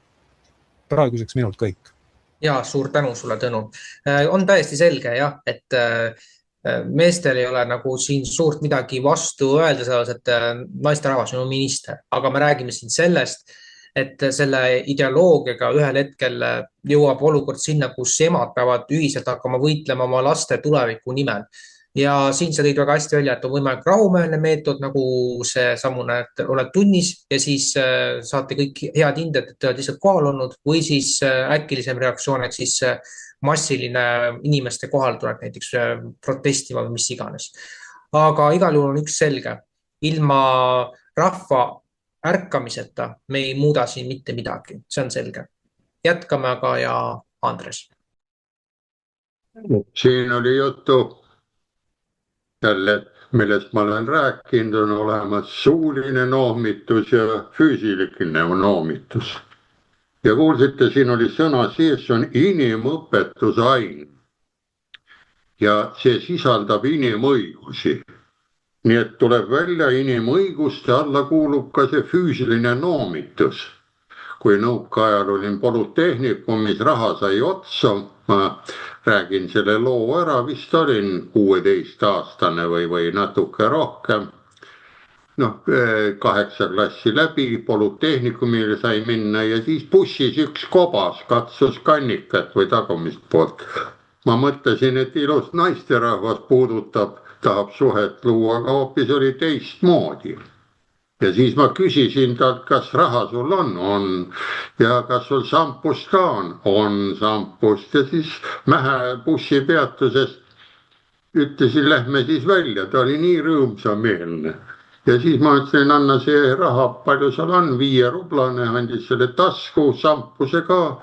Ja siis ma tegin talle füüsilise noomituse lihtsalt. Nutis küll seal taga ja sõitsin ühikasse. Ja mul oli see sampus ja 5 rubla, mille eest sai, ütleme seda, poistele ka raha, kõigil oli stipp läbi. Ja siis ma neile rääkisin ära, nad küsisid, kus said, ma ütlesin, ma olin homoga kontaktis. Oi, nad olid ehmatunud ja pärast mul oli see nüüdnimi päris pikalt küljes. Nii, ja siin ei olegi midagi muud, ei ole nagu siin oli jutuks. Eespoole lähme nüüd ajalukku tagasi, 2 kraanikausi teemat mäletate võib-olla, kala, ühes kraanikausis võib kala pesta, teises liha ja selle võeti ruttu vastu meil ainukesena Eestis, terves suures Euroopa Liidus. Kui sõidate kuhugile, kõik mahuvad ühte sööklas ühte kraanikaussi. Ja kuna need kraanikausid ja sellised ettepanekud, mis välja mõeldakse, ja me ei oska ju öelda välja mõeldud, kus kohas seda, ütleme, kus need tulevad, need käsud. Need on vaja ju üle kontrollida, üle tõlkida. Ja kui ta tulebki mingisugusest organisatsioonist, mingit LGBT-st või kusagil ja mis ei ole, isegi võib-olla seal, ütleme, Euroopa Liidu suures saalis kinnitatud või lihtsalt on soovituslik suunitlus, siis ei maksa sellega kiirustada. Ja jätke see meelde, näete, siin oli inimõigustest, oli laste kiusamist ei tohi teha. Kas see ei ole siis kiusamine, kui talle õpetatakse midagi valesti? Ja kui on inimõpetusaine, nii nagu Tõnu ütles, selle inimõpetuse aine all saab õpetada ju, millest inimene koosneb, ehk tuleb see tervislik ainesaade, kus on kopsud, maksad ja nii edasi, ehk inimese ehitus. Ja kus on see õige aju poolkerad ja kus on need valed poolkerad, need tuleb ju lastele selgeks teha. Muidu ta arvabki, et kui ma laiapõhjaliselt istun, siis see ongi mu kogu istumisvariant. Nii et selline soovitus inimestele. Siin ei ole öeldud sellist asja, oma inimõigusi te peate kuidagi kaitsma ja on olemas suuline noomitus ja on olemas füüsiline noomitus. Ise võite arvata, mida see tähendab. Minu poolt kõik. Ja, aitäh sulle, Andres. Kindlasti hästi öeldud, et on suuline ja füüsiline noomitus ja füüsilisega teinekord võib saada palju tugevama emotsiooni kui suulisega, sest et mõni inimtüüp ei saa isegi suulisest noomitusest aru, aga täiesti selge, et mis omal ajal on olnud, see kehtib ka tänasel päeval ja aeg näitab siis, et kes millest aru saab. Aga lähme edasi, Maarjo. Ja, aitäh. No ütleme niimoodi, et minu tutvusringkonnas on homoseksuaale ja ütleme niimoodi, et see, mida ma praegu hakkan rääkima, ongi see, et ma ei vihka homosi, et mul on täiesti savi, mis nad teevad. Et veel enam, kui oli koroona vastased meeleavaldused siin Helsingis, siis minu liitlane ja kellega me käisime nii-öelda meeleavaldusel Helsingis mässamas, oli lesbi ja ta oli abielus ja siis küsid, meil läks ka teema selle nii-öelda homoaktivismi peale ja tema kui lesbi ütles, et ta ei salli homoaktiviste, kuna nad ässitavad ühiskonda reaalselt homode kallale. Ehk siis homod tahaksid rahulikult elada, aga ei saa, sellepärast mingi kari homoaktiviste käib ja surgib teemat ja ajab ühiskonda närvi ja vihale. Et see on ulme ja nüüd, kui kuulata seda Kristina Kallast, mina oma ühiskonnas nii-öelda oma tuttavate ringkonnas, mul on siin Messengeri grupp on ja siis, kui ma Markus Järvi saadet sellel teemal kuulasin, mina olen Markus Järviga ühte meelt ja ütlesin siis oma tuttavatele, et davai, et nüüd oleks nagu aeg oma laste ees seista, et neist ei voolitaks koolides homoseksualiste. Siis ma sain rohkem tuttavate käest peapesu ja kes ütlesid mulle, et ei, et ikka homoks sünnitakse, et koolid ei suuda nii-öelda noori homodeks teha. Aga mina vaidleks vastu selles suhtes, et kui niisuguses apras eas nooruk, kes alles ennast otsib ja ütleme niimoodi, et hakkab praktiseerima, et mis talle sobib, siis kool annab nii-öelda ühe suuna kätte, et praktiseerime siis homoseksuaalsust ka, et kui 90-ndatel meie suitsutaredes Mann ja Mihkel leidsid üksteist võib-olla peale inimese õpetuse tundi, siis täna peale inimese õpetuse tundi võib-olla leiavad Miku ja Maku üksteist ja peale seda ei ole enam mõtet teistel sauna minna, sest seda aisu enam sealt välja ei saa tükk aega. Ja siis nad ikkagi leiavad, et ohoh, et see inimese õpetuse tund, et jah, et see praktiseerimine, et ohohoo. Et saate ju isegi aru, mis vahe on, et see, mida koolid nagu praegu praktiseerivad, see on inimvaenulikkus. Et milleks on vaja nii-öelda niisuguseid kõrvale kaldeid siis afišeerida. Ilmselgelt see tulebki ideoloogiast ja see ongi inimvaenulik ideoloogia. Aitäh. Ja aitäh, enne kui ma oma nägemuse sellest teemast veel räägin, siis annaks vastulause sõna Tõnule. Seekord ma siiski osaliselt ütlen jah vastulause, sest ma ei saa leppida sellega, et suhtutakse sallivalt praeguses olukorras. Sallivalt võiks suhtuda seksuaalhälviklusse näiteks Indias või Nigeerias või kas või Mehhikos, või Egiptuses näiteks, kus on ülerahvastatus sisuliselt, kus sigitakse nii, et vähe pole. Aga Eestis, kus on vähenev rahvastik, see on mitte lihtsalt ebameeldiv, vaid see on kahjurlik. See on teadlik kahjurlus, kui seda julgustatakse, õigustatakse. Ja meil on räägitud, et kas homosid kiusatakse või lesbisid või kuidas sellega on, aga ei kiusata, aga neid ka ei aidata. Neile ei anta teavet selle kohta, kus nad saavad ennast ravida, kuigi tänapäeval on ka Euroopas kohti, kus neid ravitakse ja on ka põhjus teada.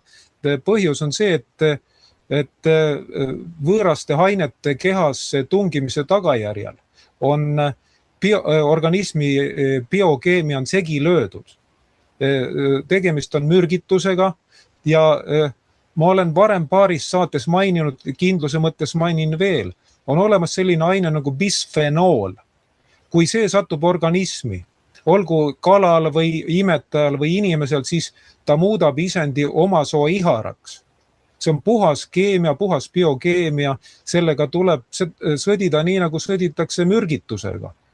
Kui keegi saab mürgituse, siis sa ei jäta teda kogu maailma hooleks, vaid sa ravid ta terveks, kui ta on sulle vajalik. Ja Eestis on iga inimene on arvel, me ei saa lubada seda, et keegi lihtsalt nii-öelda otsustab, et hakkan homoks. Sest see ei ole niisama valik, vaid sellega kaasneb see, et temal ei ole järeltulijaid, ja ta tervis on, kui tegemist on mehega eriti, siis ta tervis on elu lõpupoole on läbi. Kas tal on pärasool on rikutud, teised peavad selle kõik kinni maksma. Ja vaat see ei ole selline nagu järeltulijateta olek, et kellelgi on tõesti kaasasündinud mingi terviserikke, ta ei saa lapsi, vaid see on teadlik valik ja seda ei tohi võimendada. Eriti veel mitte Eesti riigis, kus rahvastik niigi väheneb ja kus eestlasi samuti väheneb. Meie ei saa head inimest mängida oma tuleviku arvel. Kui praegu räägitakse, et vaadake, kui vähe meil on inimesi, need on need põlvkonnad, kus sündis väga vähe lapsi. Aga kui see homondus muutub moeks, kui seda hakatakse õigustama, siis ütleme 20 aasta pärast on veel vähem lapsi, 40 aasta pärast on veel vähem. Aga loodus ei salli tühja kohta.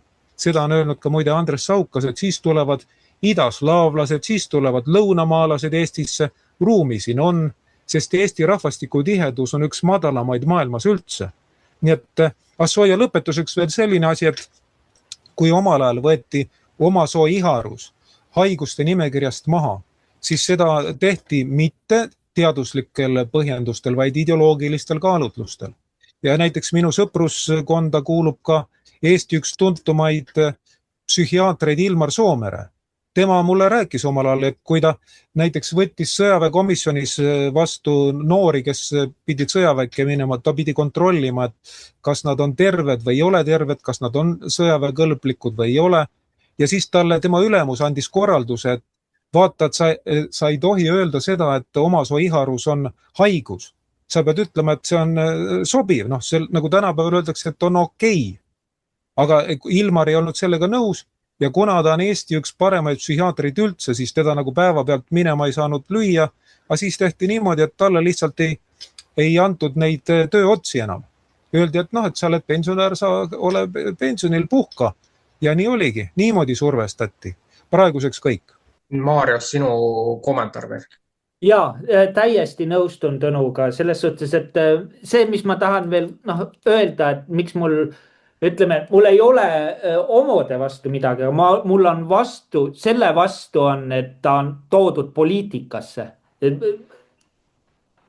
Seksuaalsus on ära politiseeritud ja see on taotluslik ja see on täielik ikaldus.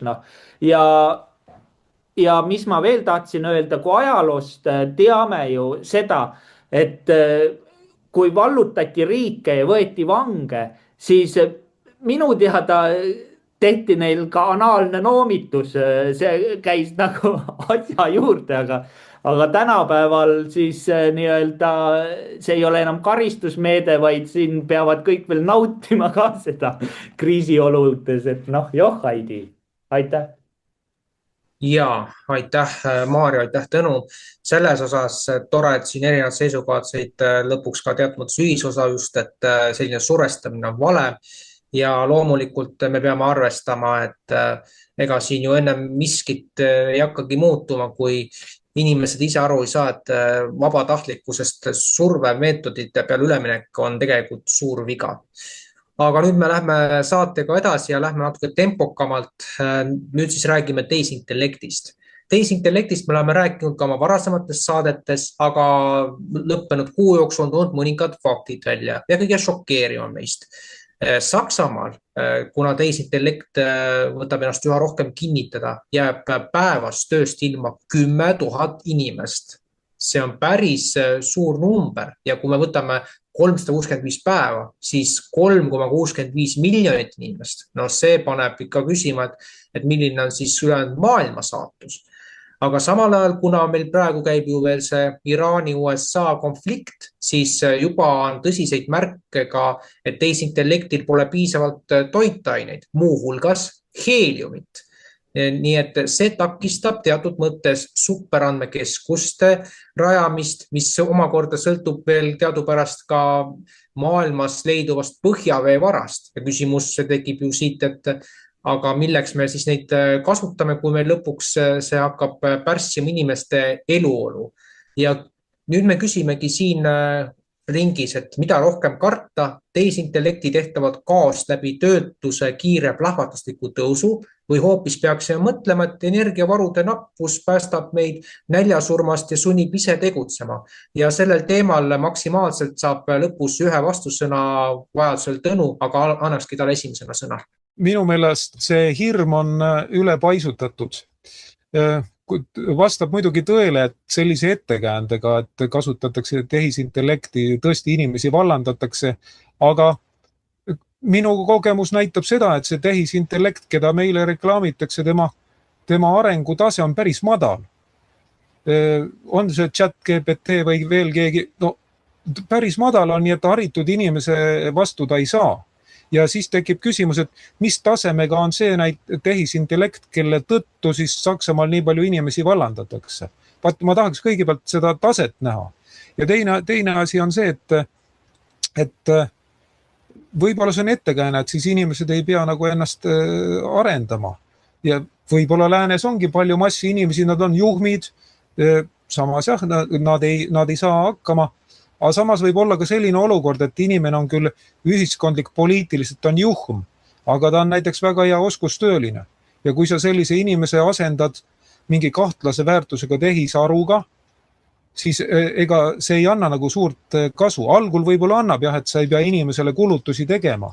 Aga kui näiteks see tehisaru, ta teeb mingid lollusi, no kelle sa vastutusele võtad?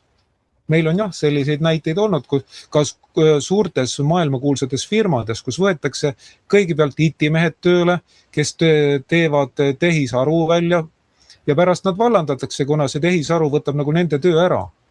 Aga meil ei ole räägitud sellest, et kui see tehisaru jõuab omadega puntrasse, ta ei tule sealt välja. Ja siis tuleb jälle inimene appi kutsuda, nii nagu on selliseid ulmejutte. Kunagi ilmus 70ndate keskpaiku siukene ulmekogumik Lilled Algernonile. Ja seal on juttu sellest, kuidas masinad nagu võtavad võimu üle inimestelt, aga pärast selgub, et nad ei tule toime. Ja siis nad hakkavad ise otsima inimest, kellel leidub mõistust, et asi korda panna. Ja nad on väga rahul, kui nad leiavad selle inimese, kelle mõistusest on abi, et asi korda panna. Aga see heeliumi argument on päris hea. See näitab siiski, et teatud mõttes see on nagu bürokraatlik venitamisvõimalus, see tuleb ära kasutada. Ja pole halba ilma heata, nii et see Hormusi väinas toimub, see on ikkagi kasulik, tuleb välja. Et hea, et sa selle heeliumi argumendi mängu tõid, Mihkel, vaata paljud ei tea selliseid asju. Ja paljud lihtsalt hädaldavad tehisaru üle, mõned jälle on vasika vaimustuses. Nii et seda teemat tuleb jälgida ja eriti huvitav on, kui jälgida selliseid uudiseid, kus tehisaru on väljunud kontrolli alt. Ja hiljuti oli selline uudis, kus minu meelest see oligi äkki aprillikuus, 2026. aasta aprillikuus, kus üks kaitseettevõttes minu meelest teada, tehisaru väljus kontrolli alt, hakkas ise seal toimetama. Nii et ükskõik osavad IT-mehed pannakse tema ohjeldamiseks, ta kavaldab need üle. Nii et see tehisaru on nagu kahe teraga mõõk. Sellega tuleb arvestada. Nii et vasika vaimustusse ei maksaks sellest minna. Tema praegune põhiülesanne on see, et ta suudab teha lühikese ajaga ära väga mahukat tööd. Aga mingisugust nagu vaimset tipptaset temalt oodata on täiesti nagu alusetu. Selline on minu vastus. Suur tänu sulle, Tõnu. Mis veel puudutab et kes Eesti Eest portaali loevad, siis võite panna otsingusse sõna heelium ja sellele ohule, mis tehisaru puudutab, selle on isegi viidanud Euroopa Keskpanga president Christine Lagarde, kes on teadupärast tippvabamüürlane. Aga tehisintellektist veel selline asi, et tehisintellektil on tehtud ka selline programm, mis suudaks inimese pangakontot massiliselt külmutada. Praegu aga see programm on lukus, aga kui kauaks, seda ei tea vist keegi. Et igal kui see valla pääseb, siis see laastab kogu maailma. Et need asjad on juba tegelikult meil prototüüpidena valmis tehtud. Jätkame ka saadet ja Andres. Tehisintellekt. Lähme nüüd aastast 1936. Peaaegu 100 aastat tagasi soovitan vaadata filmi Modern Times Charlie Chapliniga peaosas. Ehk öeldakse modernne aeg, kirjutage sisse, tehisintellekti YouTube'is on näha tummfilm ja vahepeal. Ja see tehti selle põhimõttega, et kardeti, et robotid, nõnda nimetatud robota tuli sesse robot, see sõna, et võtavad inimeste töö ära. Ja seal ikka saate paras jupp naerda, et kuidas ta mutreid ja poldid ja remonditakse, siis topitakse suhu talle polte mutreid ja ta jookseb sealt ära ja jääb kinni need samad suured pikad konveiersüsteemid. Ja nüüd me oleme 100 aastat edasi läinud, juba kardame seda AI-d ja siia sinna. Aga AI on samase põhimõttega nagu see sama tööstuse nagu ületootmine või tegemine, kui ta läheb ära, teda on vaja ju remontida. Ta ise ei ole suuteline. Proovige, võtame selle lihtsalt, millega naerdi, autol on vaja rehvi vahetada või kummi. Kes see vahetab? See samane auto ise, eks ju. Või siis arvutil põles mingi emaplaat või ventilaator ära või sisse või server suur mingisugune andmepank, kus on vaja jahutada.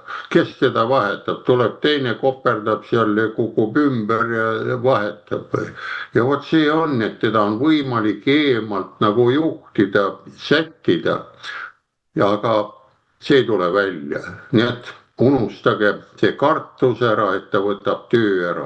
Ja see on jällegi nüüd tänapäeva see samane Hormuzi väina lugu, see samane sõjaväi lugu, see rohepöörde lõpp on vaja, sest vaadake seda kraami on. Tellige ükskõik mida tahate, Temu või Kaup 24, te saate ruttu kätte. Meil läks nüüd Eesti Post oli olemas, see pandi kinni, nii et meil ei ole vaja neid jõulukaarte, vana inimesed ootasid, Omniva müüdi ära, kõik müüakse ära, aga mis see tähendab, pankrotid on igal pool tulekul ja pankrotil on selline asi, et ta on nagu haiguskolle, viiruskolle, tulevad õiged mehed, hakkavad seda tööd jälle jätkama. Ja mina praegult ise mõtlen, et näiteks kui see piisaks ühest tehisintellektis sinna, teine ka õiendaks vastu, terve see Toompea võiks koju jääda ja tuleks asjast välja vabalt. Ja siis igaüks vaatab sinna, on seal kedagi või kui on hääletamine, see kõik on, neid ei ole vaja seal käia ju. Ja kui käia ei ole vaja, jäävad igasugused kuluhüvitised ära. Arvuti selle heli ja summa nagu on olemas ja valmis, kõik. Ja siis näete, keda tõesti on vaja ja keda ei ole. Ja ma mäletan, kui olin Lihula omavalitsuses seal tööl majandusnõunik ja talongide alusel saime masuuti katlamajja, siis oli mul tükk tegemist seda masuuti saada ja talongid kätte saada, siis ma käisin tänapäevases selles, mis ta on see ministeerium, see hüperministeerium, siis üks mees, kes seal oli, see teadis kõike, nii nagu arvuti, et sinna saatsime ära, sinna panime, ta oli osakonna juhataja ja ei ole vaja neid ametnikke nii palju. Ja tehaksegi praegu selektsioon. Lollidest ei saa lahti, sellepärast iga loll leiab põhjenduse. Mina olen ka loll, ma ei tea kõiki, aga ma ei oska niimoodi öelda, et ma võin arst olla. Seda saate teada, kui te vaatate näiteks seda Nõmme raadio neljapäeval, seal on kõige targem mees neljapäeviti esineb ja ta on arst ka ainukene seal. no vot, mina sedasi ei oska ja enamus siin, ma usun, teie, kes siin olete arvamusi esitate, teil on arvamus, ootate arvamuse ära, vastuarvamuse. Ja ma arvan, et tead sellist asja, kui praegult meie saadet siin vaatab ka tehisintellekt, ta on umbes, ta istub juba nurgas ja nutab seal omaette, väriseb ja taub oma metallist pead vastu seina kolaki ja siis kui keegi tuleb, ütleb, et kuule, mul on vastulause, siis ta ärkab üles, tal on ka hea meel ja siis ootab, mille inimesed kakleksid, aga nendest tuleb olla nii vastast ära, sest see Lagrani oma siin tuleb või see tema jutt veel, seda ma nagu kirja nägin, seal ju ütleb, et me ei tea, võib-olla sõpradest tulevad vaenlased, võib-olla sõpradest tulevad või vaenlastest sõbrad, aga vana sõna oli, inimene ise valib endale sõbra. Ise võtab endale vaenlase ja neid on võimalik valida ise. Sõber võib valida uuesti vaenlaseks, vaenlane sõbraks. Noh, võtame idanaabri ära, praegult kõik need jutud on olemas, isegi ma kuulsin seda, et need trassid, mida ma olen rääkinud, meie gaasitrassid, pidid olema terved. Ja nüüd hakkab tulema välja, et miks see rõhk on, eks sellest saame ka teada, miks seal rõhk sees on. See jooksis nii kõmm läbi, kui kuuled inimese jutu, mitte AI jutu, aga kui on AI ette kirjutanud pikad, siis ei saa midagi aru. Nii. Ja teine asi, kõnnivad selle Nord Stream 2 juures, see läheb varsti käima, ootamatult ja paljud on küsinud ka, nüüd on tulekul või kuidas selle saate aeg on, see 9. mai ja seal need mai saadetest ta kostub, aga need on ju ammu paika pandud ja vaieldud, kui üks meessõber ütleb, et sellel päeval on, siis sellel päeval on. Ja need, kes vastasleeris on, need ikka kauplevad, et teeks ühe päeva varem ja hakkaks viina panema ja teine ütleb, ei, paneme 2 päeva hiljem, mul on seal ämma sünnipäev ja võt niimoodi see elu käib. Ja vaat AI, seda ei saa segada, nii et inimesed unustage see AI kartus ära ja kirjutage üles, kui vaadake see Modern Times 1936 YouTube'is ära, siis naerdate.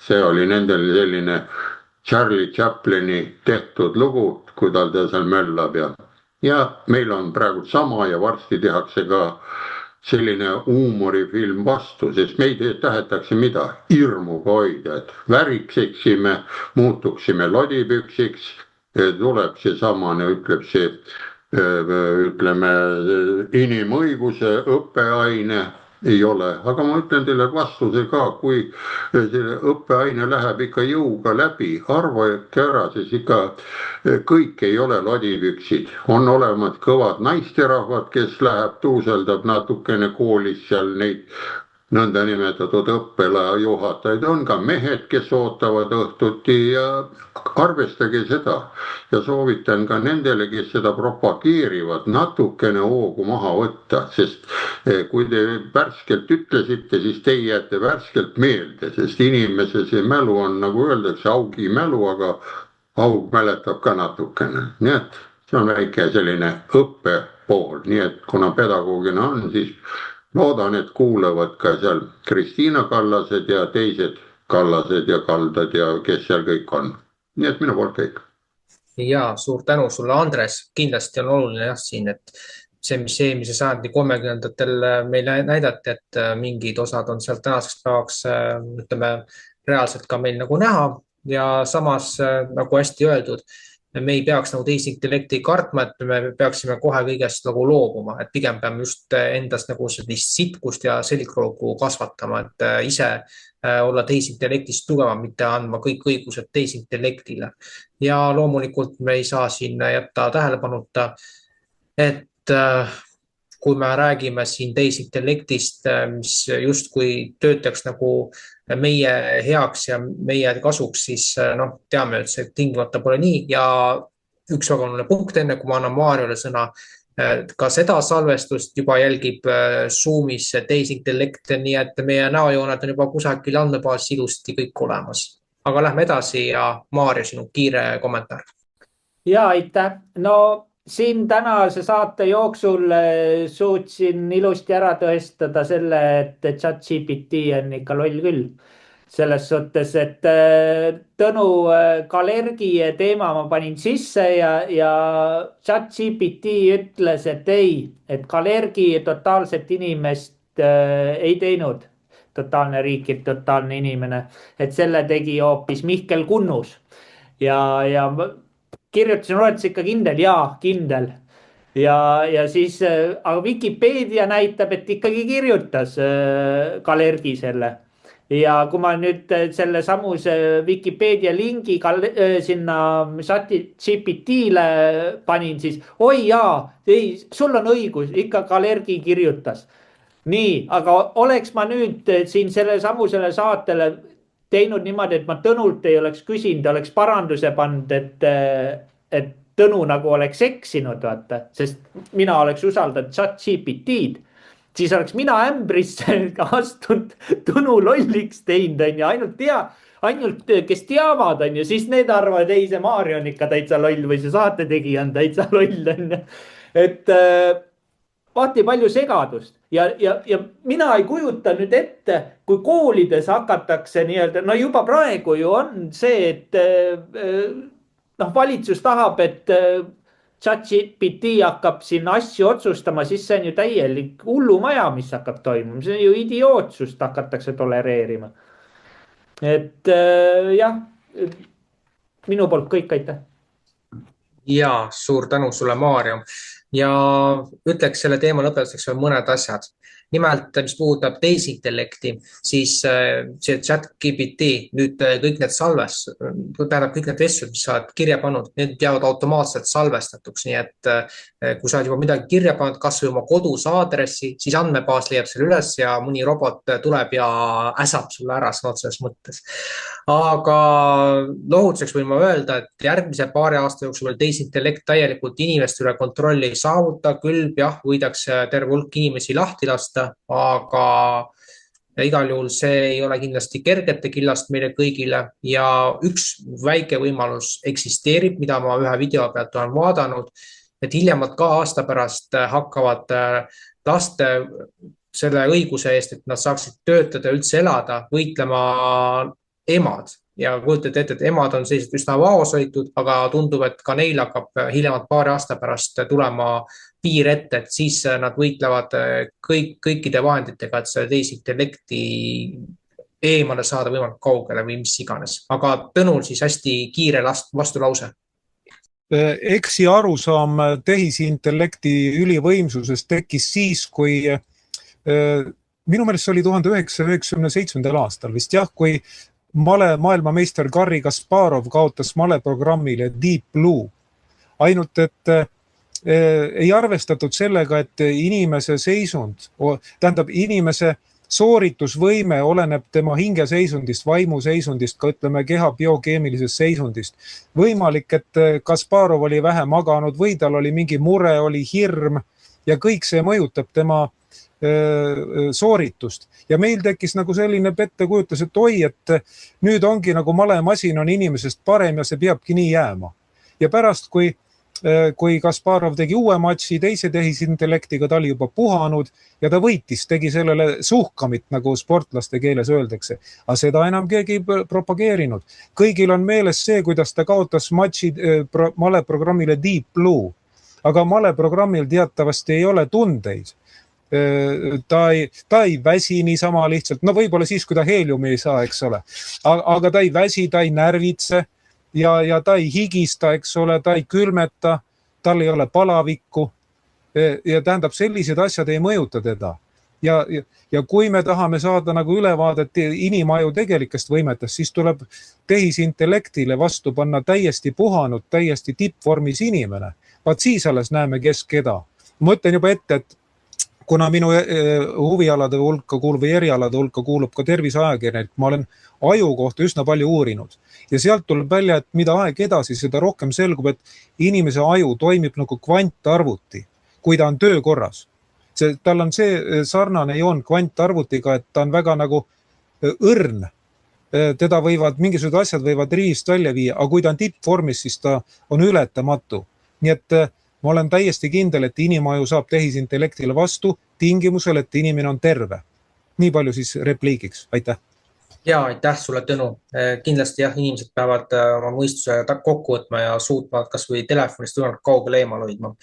Aga nüüd siis lähme viimase teema juurde. Kindlasti Tõnul on selles oma sõna öelda ja ka teistel mõned kommentaarid. Jutt siis nüüd lõppenud Ungari valimistest, mis oli kindlasti paljude meie jaoks ootamatu. Ja enne kui sellest räägime, mainin veel siia korra ära, et Rumeenia valitsus astus tagasi, see nüüd jäi üsna hiljutisse aega, aga mis sealt edasi saab, seda me alles näeme maikuu jooksul. Et nüüd siis kokkuvõte. Pärast kõigi valimisjaoskondade loendamist kindlustas Tissa partei 199 kohalises rahvusassamblees lausa 141 kohta 53,2% häältega. Põhjuseks siis see, et enamus valimisringkondi on ühemandaadilised, ainult suuremates linnades on neid mandaate rohkem. Ja see oli siis piisav 2/3 superenamuse saamiseks, mis võimaldaks neil põhiseadust muuta ilma teiste parteide toetuseta. Kui valitsuse tavapärase tegevuse läbiviimiseks on vaja 100 kohta, siis põhiseaduse muutuseks on vaja 133 kohta. See on reegel, mis sätestati Orbani valitsuse 2011. aasta põhiseadusega. Rahvusassamblee kontrollitud protsendi osas on see suurim mandaat, mille Ungari partei on kunagi vabadel valimistel võitnud. Fideszi kohtade arv vähenes enam kui poole võrra, langedes 52 kohale 38,6% häältega. Ja meie kodumaa liikumine oli ainus teine partei, mis prognoositi ületavat parlamendiliikmete esindatuse 5% künnise. Nad kindlustasid 6 kohta, mis on sama palju kui eelmisel korral, kui nad selle said. Siis nüüd Magyari võimule saamine, et salvestus on 9. mail ja juhtumisi täna ta astus ka ametisse. Et kuidas suhtuda sellesse ja mis saab Ungarist, kus ootamatult toetati hoopis niimetatud euromeelsust, ehk siis Euroopa meelsust. Ja teadupärast selle Magyari juhitava partei toetajateks on suuresti liberaalsed ärimehed ja ka vasakpoolsed tegelased, et need, kes sinna parlamenti said, on ju suuresti tundmatud kujud rahvale. Aga annakski nüüd sõna Ungari spetsialistile Tõnule. Kõigepealt täpsustus, et õige hääldus on Magyar, sest perekonna nimi Magyar tähendab tõlkes ungarlane ja nagu me teame, Eesti sõna ungarlane sünonüüm ongi Magyar.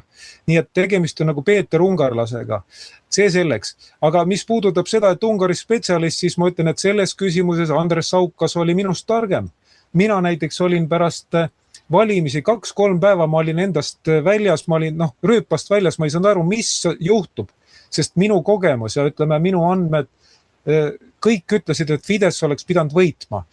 Tõsi, väiksema vahega, kui ta eelmine kord võitis, aga siiski oleks pidanud võitma.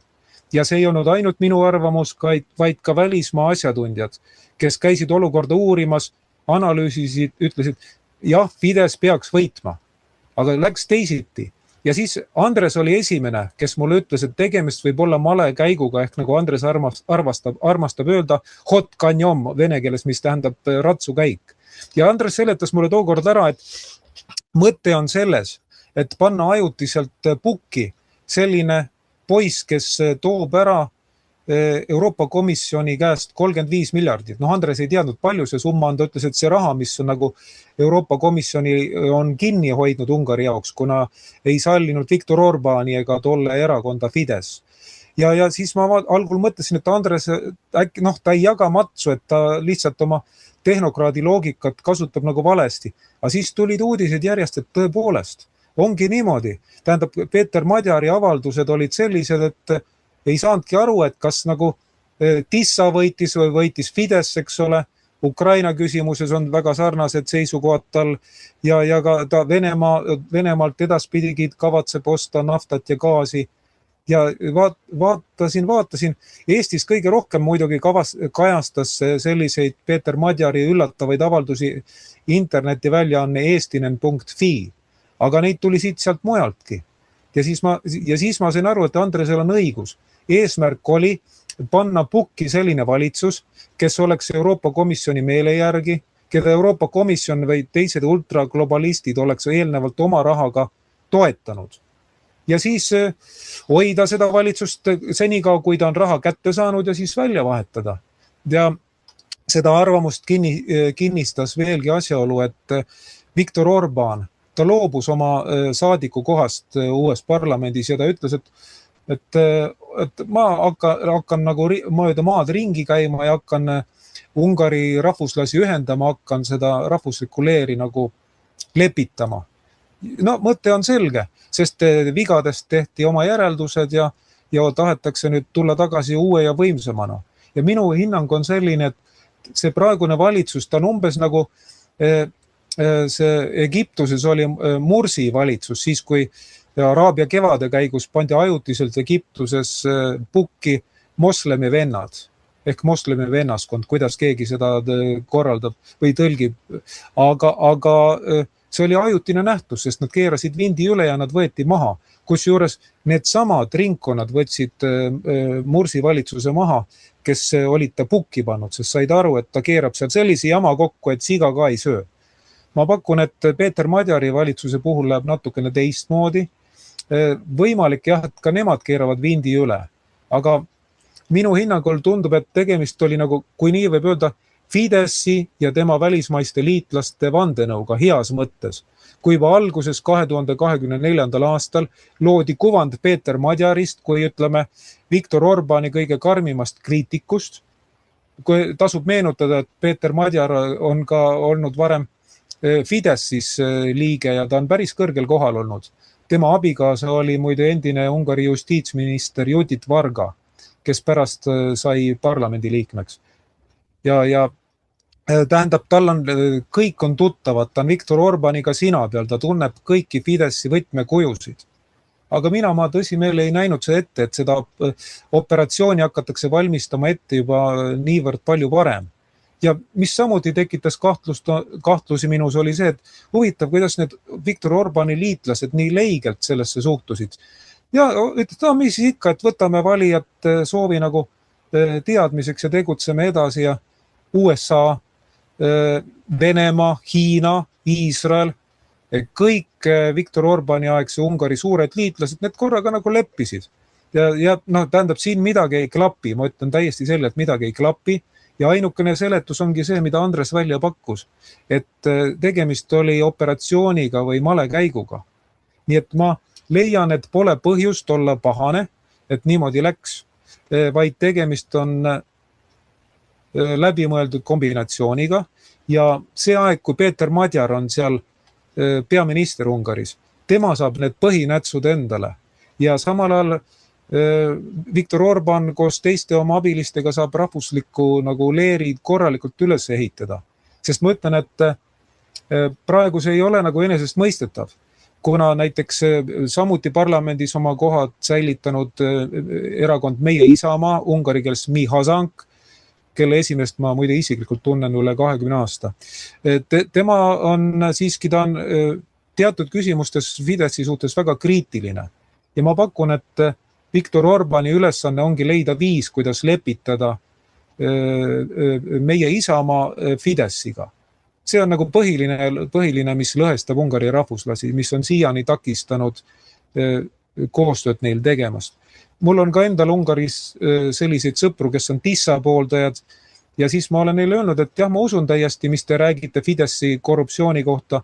Ma ei eita seda, aga kui te olete Fideszi suhtes kriitilised, hääletage ometi Meie Isamaa poolt. Sest Tissal, kus on üsna palju endisi Fideszi liikmeid, on korralik korruptsioonitaak on olemas. Võib-olla jah, veidi väiksem kui Fideszil, aga siiski on olemas. Samas kui näiteks Meie Isamaa ehk ungari keelest Mi Hazank, tema on Ungari mõistes täiesti puhas poiss, ilma juttu märkideta puhas kui prillikivi, korruptsioonivaba. Siis oleks võinud ju selle erakonna poolt hääletada, aga ei tahetud.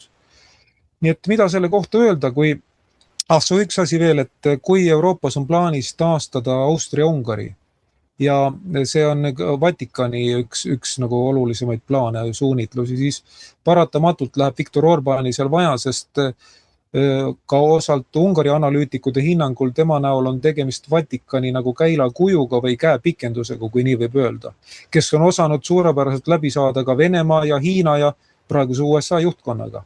Nii et kui Euroopas toimuvad suured geopoliitilised muudatused, siis on üsna tõenäoline, et Viktor Orbán koos oma abimeestega tuleb uuesti mängu. Mitte pikaks ajaks ilmselt, sest eks temagi on väsinud poliitikas olemisest, ta on juba 40 aastat poliitikas, ikka inimene väsib ka. Aga ta tuleb selleks ajaks, et asjad panna õigetele rööbastele. Ja mida päris lõpetuseks öelda, me peame mõtlema, mis ootab Ukrainat, eriti Taga-Karpaatiat. Kui Ukraina sõda saab läbi, siis tuleb korraldada niimoodi Taga-Karpaatia olukord, et seal ei puhkeks partisani sõda, põliselanike partisani sõda, ütleme Kiievi režiimi vastu. Ja siis on jälle vaja, et Ungari ütleks oma autoriteetse sõna. Ja kõige lõpetuseks, mis mind hämmastus, oli see, et kui olid Ungaris valimised ära toimunud, siis korraga Poola konservatiivid hakkasid Viktor Orbáni ja Fidesit süüdistama. Nad ütlesid jah, et ega nad ei olnudki nagu õiged mehed, nendega oli rohkem probleeme, oli rohkem tüli kui nagu head kogemust. Ja vaata, see jättis mulle väga ebameeldiva mulje. See tähendab, et tegemist on täiesti silmakirjalike tegelastega. Kui Orbán oli pukis, siis mängiti tema sõpra, aga kui ta valiti maha, siis öeldi, et ta oligi paha, eks ole, hea, et ta maha võeti. See ei jätta nagu ilusat muljet, meeldivat muljet. Praeguseks nagu kõik. Kui tahad, küsi pärast juurde. Ja, hästi. Aitäh, Tõnu, et sa andsid hästi pika tagasivaate selle, mis Ungaris toimus. Ja loomulikult on ju selge, et see, mis nüüd on saamas, et Magyari valitsus, et mõneks ajaks arvatakse, et on tulemas teistmoodi ajastu, et Orbán astus nüüd tagasi. Aga millega see tipneb, see on omad küsimus kindlasti ja ärme unusta ära, et esimese rõõmustas ju selle võidule enne kõike ka Alex Soros, George Sorose poeg. Nii et siin on väga huvitava asi juures. Aga nüüd lähme siit edasi ja mõned mõtted siis ka Andreselt. Nii, aga nüüd ma ütleks mitte hotkanjam, vaid vangerdus. Ja saab ju võtta ette sellise variandi mõtlemiseks, kui oli nüüd 9. mai tulekul või tuli ja valiti teine mees ära ja teine mees tuli koha pealt ära ja ta oli Putini sõber. Miks ta siis ei sõitnud Moskvasse pidustustele? Et kõik on näha, et asi on nii ära läbinähtav, et mitte tekitada pahandust sellele esimesele hotkanjom ehk selle Magyari teole. Ja hoidiski kõrvale. Fitšo oli ju Moskvas olemas. Nii, vaat see ongi see küsimus. Ta hoiab nüüd taha peitu lihtsalt, mitte peitu, vaid ei lase lollustel edasi areneda. Süsteem töötab. Malelaud liigub, töötab.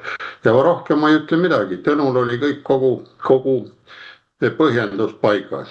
Aga nüüd ongi küsige enda käes, kui oleks vastane olnud, siis oleks sõitnud oma lennukiga või hobustega läinud või ükskõik Moskvasse võiduparaadile, sest see oli teise maailmasõja lõpp Venemaal, mida nimetatakse meil Euroopa päevaks või ma ei tea, milles Euroopa päev tuli ja nii edasi, nii edasi. Aga ta on praegu rahulikult puhkab, laseb leiba luusse, nii nagu peale sauna või peale kõvat tööpäeva las noorem poiss töötab ja ta teab, mis see teeb. Ta üldse ei tõmble. Nii, minu poolt kõik. Ja, aitäh sulle, Andres. Jah, siin tehakse mulle teatud mõttes etteid, põhjusega muidugi. Magyar on siis see härra, kes nüüd on valitsusjuht Ungaris, aga pangem tähele, Fitso läks ju nüüd 9. mail sinna Moskvasse, aga ta ei läinud niivõrd paraadile, küll aga läks tundmatut sõdurit mälestama, et siiski, nagu me praegu tagantjärgi võttes meenutame, et mingisuguseid Ukraina provokatsioone seal aset ei leidnud, küll aga nagu me teame, siis Fitso ei saanud ju Balti riikide kaudu sinna lennata, nii et ta pidi alternatiivset trajektoori kasutama sarnaselt eelmise aastaga. Nii palju sellest ja nüüd lõpusõnad Maarja. Aitäh! No selles suhtes, et ma olen siin kõva podcastide vaataja ja ütleme, ma nädalas vaatan neid podcast'e kuskil 16 tundi või. ja mul jäi silma Reitelmanni ja Martin Helme podcast koheselt peale siis Ungari valimisi ja Reitelmann olevat seal olnud ka valimisvaatleja ja vaat siin mul nüüd jälle ekrekad jälle ütlevad, näed, hakkab jälle siin ekret tümitama. Ei, ma ei hakka ekret tümitama, aga siin ongi sihuke teema, et kuidas, et nemad arutasid ja kuidas nemad siis seal podcastis selle samuse aruteluni ei jõudnud, milleni meie siin juba teist saadet oleme jõudnud, et sihuke vangerdus tehti. Et selles suhtes ongi kummaline, et kuna nemad olid suured liitlased nii-öelda Viktor Orbaniga, siis miks neid ei valgustatud just siuksest vangerdusest, kui USA ja kõik on ilmselgelt ju teadlikud sellest ja ka Venemaa sellest vangerdusest, siis meid jäeti ilma sellest teadlikkusest, õigemini EKRE saadikuid, isegi kui nad olid ju vaatlejana seal koha peal ja nad ise esitlevad ka ennast kui kõvad Viktor Orbani fännid ja sõbrad nad on, et millegipärast on nad infosulus või ma ei tea. Tõnu, kuidas sa seda ise kommenteerid? Ja Tõnu, annan sulle. No vaat, minu hinnangul EKRE Ungari eksperdid on oma asjatundlikkuselt samal tasemel kui Eesti Ukraina eksperdid Rainer Saks ja teised. Ma tahan viisakaks jääda, sellepärast ma rohkem selle kohta midagi ütle, ma arvan, et mu sõnum on arusaadav. Aga mis ma soovisin veel lisada, on paar asja. Esiteks, paar-kolm päeva enne valimisi käis ju Budapestis USA president Vance. Ja ta ei käinud lihtsalt niisama seal toetamas, vaid ta sõlmis lepingu Ungari valitsusega, et Ungari ostab 510 000 tonni naftat USA-lt ja selle hind oli, minu andmetel oli $500 miljonit. Ilusti tehti ära, pärast tissameelne Ungari ajakirjandus kirjutas, et see on nagu Ungari ajaloo vist suurim tehing, mis on tehtud niimoodi. Nii et see oli üks põhjus, mis tahtsin nagu lisada. Teine asi on see, et Ungari valimistulemus näitab selgelt, et läbinisti vale oli kogu see jutt, et tegemist on diktaatoriga Viktor Orbani isikus, sest kui Ungaris olnuks diktatuur, siis mitte mingi imega ei oleks Tissa saanud võita raudselt. Ja mis on huvitav, seda tunnistas ka siin-seal lääne peavoolu meedia pärast valimistulemust. Siis jah, Moka otsast, isegi mitte Moka otsast, osa tunnistas, et midagi pole teha. Tuleb välja, et tegemist ei ole diktatuuriga. Ja selles mõttes on hea. Kui keegi veel teile hakkab jahuma, et Viktor Orban oli diktaator, siis teate, mida talle vastata. Nii palju siis lühirepliigi korras. Ja, sellega ongi hea sisuliselt seda teemat kokku võtta. Aitäh Tõnu, aitäh Maarjo. Ja mis siin öelda? Mäletame ju seda kõigepealt Vance'i kohta. Ta käis ju paavstiga kohtumas enne tema surma, pärast paavsti enam polnud. Aga see, et Vance'i ja Orbani kohtumine enne valimisi tõi kaasa Orbani kaotuse, see oli tõesti mitmel poolt kõlas suure üllatusena ja kogu ülegi siukse kokkusattumusena. Ja teiselt poolt, mis siin EKRE-t ja seda Fidessi puudutab, siis Martin Helme justkui sümpatiseerib selles suhtes, et ta nagu peab lugu Orbanist ja tema parteist, aga Orban jällegi vaatab neid kuidagi eemalt, ehk siis see armastus kui selline on ühepoolne. Sellest me rääkisime ka eelmises saates põgusalt.